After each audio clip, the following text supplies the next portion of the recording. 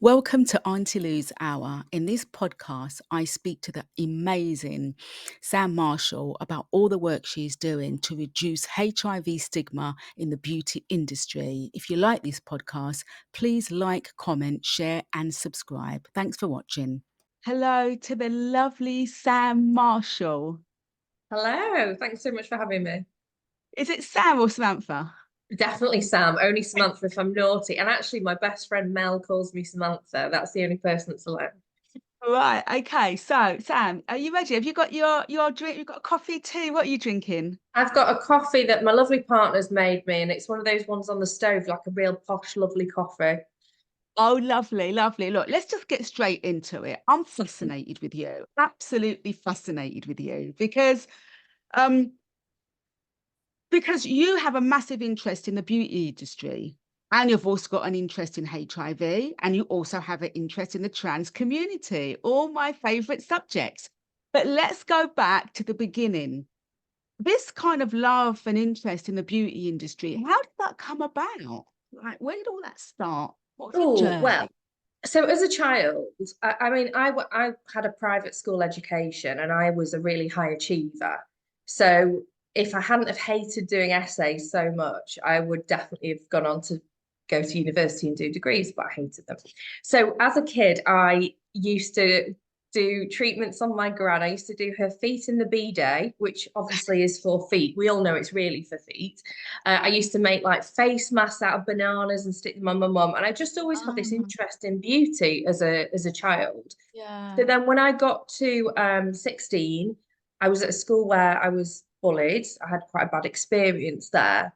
And so I rebelled against my parents and enrolled myself at the local beauty college because they wanted me to stay at that school. And I just, for my mental health, I just couldn't stay there.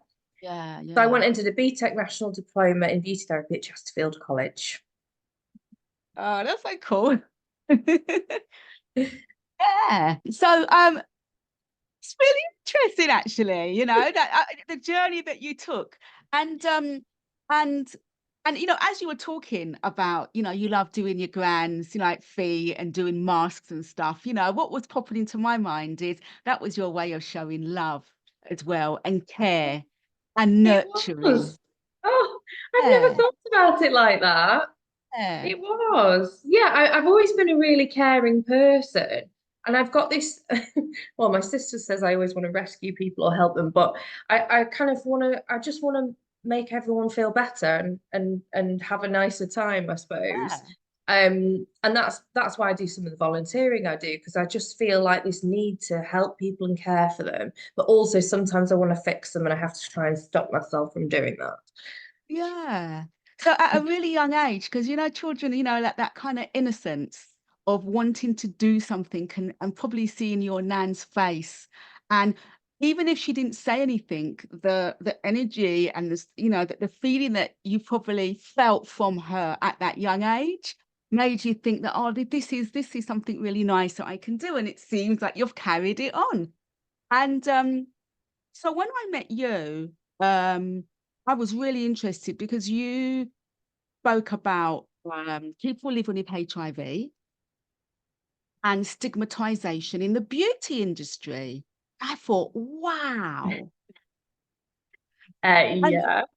yeah, yeah. And so tell me about your understanding or your experience or your view or your knowledge of HIV stigma in the beauty industry.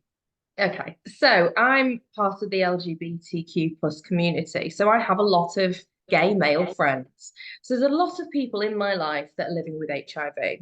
So I suppose through that, I kind of learned about it because I remember, and I'm so ashamed to say this, going to it was like a friend's kind of like weekend away, and I knew two of the guys were living with HIV, and I wondered if I was safe being around them.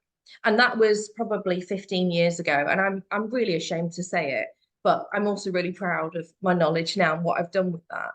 Um, Mm, and so once I kind of understood it, then I'd see it on consultation forms in the beauty industry and go, hang on a minute, why is that on there? And I would mm. challenge the brands that had it on their consultation forms, and I would have the craziest answers like, You have to ask your local council if you want to treat people living with HIV. Obviously, they said HIV positive because their language wasn't right. Or you had to double glove, or you weren't allowed to treat them, or it's still listed on so many consultation forms, even to this day, which is why I'm Yeah. doing the work I'm doing. So I saw this massive injustice. And then I think something that really came to mind is I was launching a new facial treatment, and it involved needles, and it was Yeah. the company, who I won't mention, hopefully they've taken it off now. They said it was a contraindication, which means you can't do the treatment. And Mm. I did a launch event, and I invited some people from the local gay radio station. And I Yeah. thought, hang on a minute, how can we say? Because obviously, and I'm not saying that HIV just lives in the gay community, because it absolutely doesn't. But Mm. Mm. around that time, that was my knowledge of where I knew it existed. And I was like, how can we say we're going to refuse to treat people and you want Mm. to promote it to this community? Nah, Yeah. that's not okay. So it's kind of, I mean, I've been at this, banging this drum, as I call it, for 10 years now. And we finally got somewhere now that I've been working with George House Trust in Manchester. And I remember knocking on their door going, hey, can I come and volunteer or be an ambassador or something? And they were kind Yeah. of like, they didn't really get what I was doing. This is years ago. Yeah. And then I've now been a member of them for about 3 years. And they managed to get the Manchester City Council to commission a project Mm-hmm. to raise awareness and education within the beauty industry, which is phenomenal. So the stigma, coming back to stigma, because I'm learning a lot about stigma recently because I'm writing the course. So Yeah. I've actually written a slide on it. But it's kind of, the stigma is there because our consultation questions were written in stone back in the dark ages, and no Mm. one's kind of caught up with what's changed. So Mm. we haven't caught up with the science in the beauty industry. That's where we're at. So the stigma is that we can catch HIV off our clients. Well, Yeah. not Yeah. many of us have sex with our clients because that's pretty much the only way we would. And that's if they don't know their status, as we know, or if they're detectable, which they're not likely to be if they know their status. So, Yeah. Yeah. Yeah. exactly. So, how are we going to catch them really? Um, so, and so many of my friends have said, I've seen it on a consultation form, and Mm. I feel like really embarrassed or worried, or what should I do? Should I tick yes? Should I tick no? What should I do? And that's when you're going for a treatment. One was going for a massage. A massage is a wonderful experience. It costs a lot of money, and we should look forward Yeah. to it. And he spent the whole Yeah. time worrying during that treatment. Yeah. I mean, I can look, so many things to say, but first of all, I want to say, thank you for sharing and being quite vulnerable by saying that when you first found out about HIV, you had concerns about, but since you got educated, and it's really important to hear people say that, that actually I didn't know, and this is what I thought, so thank you for sharing that. Also, I just wanted to say that, um, when people go for treatment, when they go for a massage, when they go to get their eyebrows done, or, whatever beauty treatment you go for, you're doing something to feel good. We're not going, apart from waxing, you're not going to get tortured. You're not really, it's meant to be a really nice experience. And I know I can talk from experience that when I've gone for a massage, I've thought to myself, if this masseuse knew I had HIV, would she want to touch me? And that's really sad, isn't it? It's You really know, sweet. and the thing about it is that I never spoke about that to anyone. The first time, and I've been living with HIV for, like 17 years now.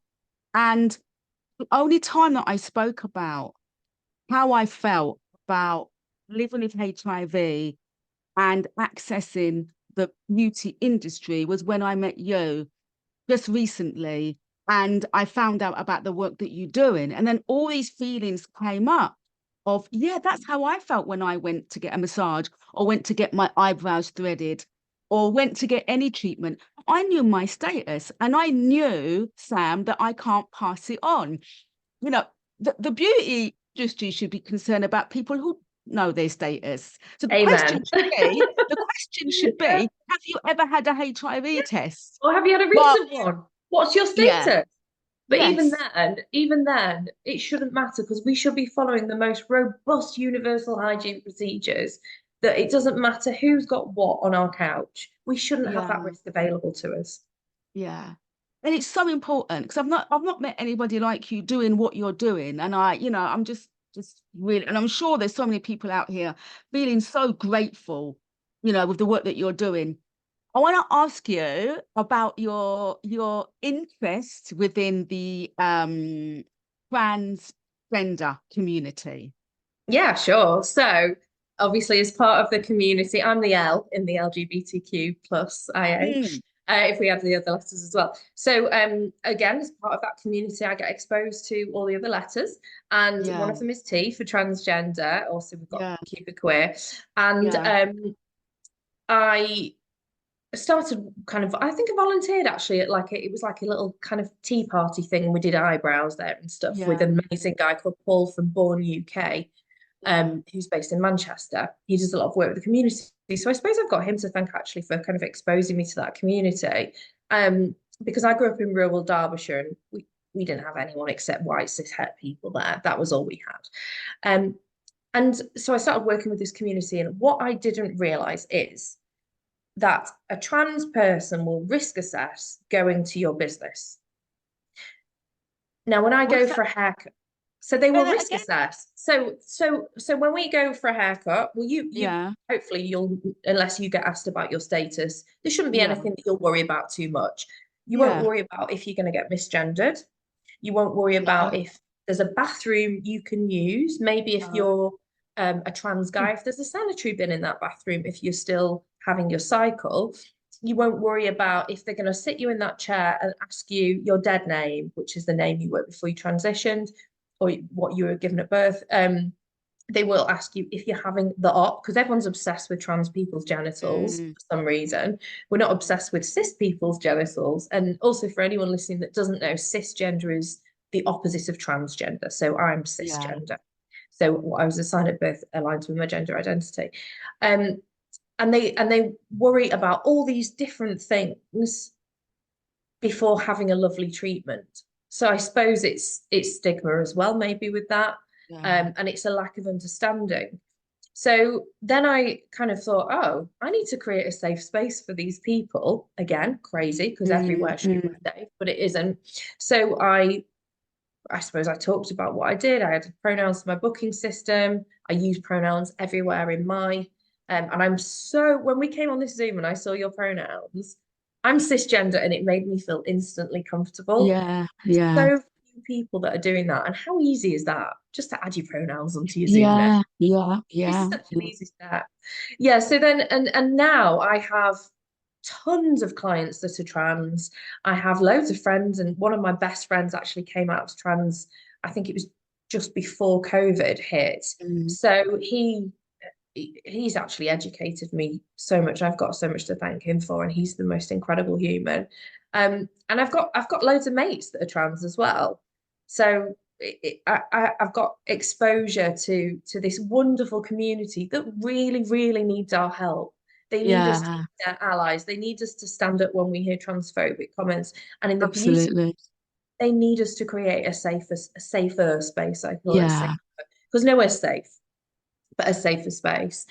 So also I wrote a course on trans awareness, which Oh, is which I've delivered to I think about 300 people now. I've also delivered it to some hotel groups. So the IHG hotel group had their whole HR teams and management teams trained on it. And it's now available as an online course that people can access. And I do give a percentage of the fee to a trans charity, which is really, really brilliant. and when I do a Zoom with some of my trans friends, because that's how we do a Q&A for people that are doing the course, they get paid for their time as well, which is Yeah, yeah, very important to me. yeah. Oh, Yeah. that's pretty good. You're just amazing. One of the things that I want to talk to you about when I met you, we spoke about HIV and discrimination and the Equality Act. Can you say a little bit more about that? Yeah, sure. So the Equality Act has got 9 protected characteristics, and one of those is disability. Yeah. And so the Equality Act protects people against discrimination, harassment, victimisation because of their protected Mm. characteristics. So I'm actually protected under sexual orientation to try and Yeah. remember it now. What am I? Yeah, so those also include things like age, disability, marriage status, race, religion, belief, sex, which is should be really sex assigned at birth or Yeah. gender. And unfortunately for transgender, it says it's classed as gender reassignment, which is terrible language. Yeah. It should actually be that. But yeah, so HIV is covered by disability because it's classed as a disability. Mm. So it is Mm. illegal to discriminate against someone that is living with HIV.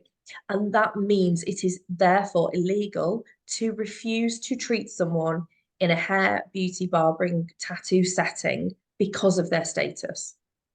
If someone Yeah. came to you living with HIV and they were, I don't know, they were undergoing cancer treatment, that would be a contraindication.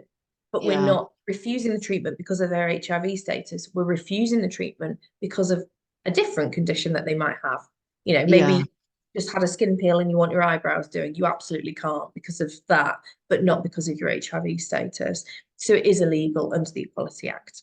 So, I mean, this might be a bit of a repetition, but if somebody's listening to this podcast, Sam, and they are LGBTQ plus, or they are living with HIV, or both, and they want to access the beauty industry and they're feeling really anxious, what would you say to them?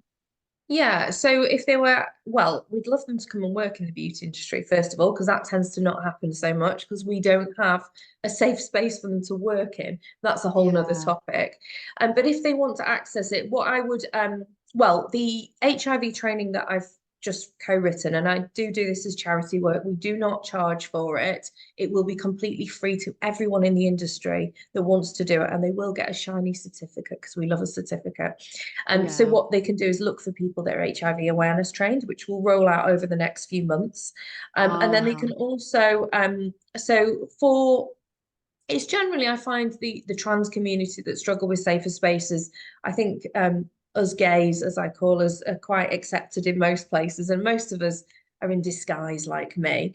yeah. So, so no one knows, and people don't really care that much. But for Yeah. the trans community, I would look. I mean, they know what to look for because they're going to risk assess our business before they even use it. So they're going to look Yeah. for pronoun use. They're going to look for gender neutral language. They're going to look for diversity, equity, and inclusion statements or policies. They Yeah. might look for a trans policy, which no one seems to have, which is aimed at people that work for a company, but it will also apply for clients. And they would look for a lack of rainbow washing. So we're coming up to June, which is Pride Month soon, Yeah. and everyone just pops a rainbow out and, thinking Ah, I'm supporting the community. But we see through you. We see through you, yeah. rainbow washers. So we look for all the things you're doing for the rest of the year, how you support your employees that are from the community, Yeah. and all those different things. And also popping the trans flag. It's pale pink, pale blue, and white. Yeah. Putting that on some of your Instagram posts or something like that. We want they sorry, not we, because I'm speaking for a community here, but the trans community Yeah. want visibility. They need visibility. Yeah, absolutely. So, I'm sure there are people listening to this that would really love to find out more about some of the work that you're doing. How can they get in touch with you? How can they follow you? How can they contact you? Yeah, so I am Sam Marshall Education on Facebook and Sam Marshall Beauty on Instagram, and on LinkedIn I am Sam Marshall. So I'm You quite easy to find. And my website is www.sammarsh, sorry, thebeautyguru.me. Gosh, I can't even remember Okay. my website. I'll put that in the links as well. I just wanted to say, I've gone goose pimply just listening to you, and I've got so much more I want to say to you.